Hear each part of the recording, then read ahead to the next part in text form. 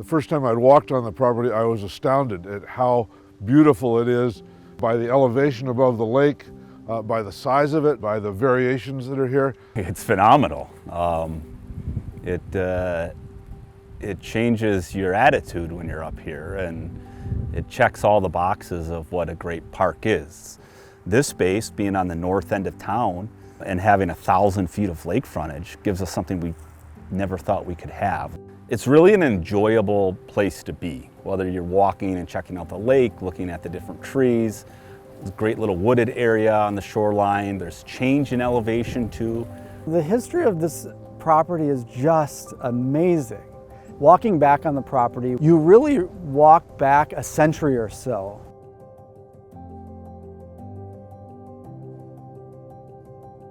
A lot of investigators already in the 19th century had noted that this particular area in Wisconsin had a huge concentration of something we call Indian mounds, and especially those mounds that we call effigy mounds.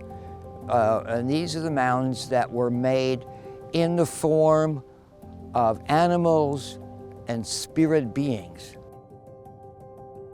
Our history is here within the environment and the waters that you see here and the earth that you're standing on the air above it.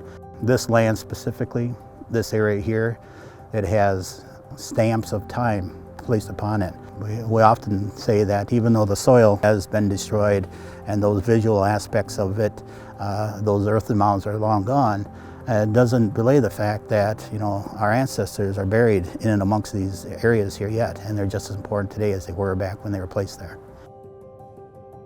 The history of the property itself is so fascinating, how it went from Frank J. Ellis to, I believe, some two sisters, and then the two sisters to the Norbertines and so forth. So Frank Ellis, as I say, was born in Milwaukee in 1865. The family sent him to Madison and thought maybe he could become a gentleman farmer. He initially bought about 95 acres of the Willett, Maine farm, and then in 1893, he built the house.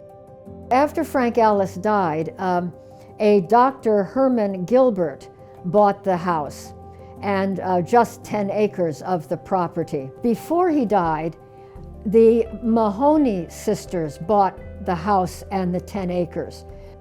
I think they knew that they wanted to be able to offer it to the Norbertines for a novitiate for their young priests in training. And that's the major period of time that the Frank Ellis house was used for. It had a long history of being a novitiate. To me, it senses there's a holiness about it, not necessarily, well, partly because the priest lived here, but also from a spiritual standpoint.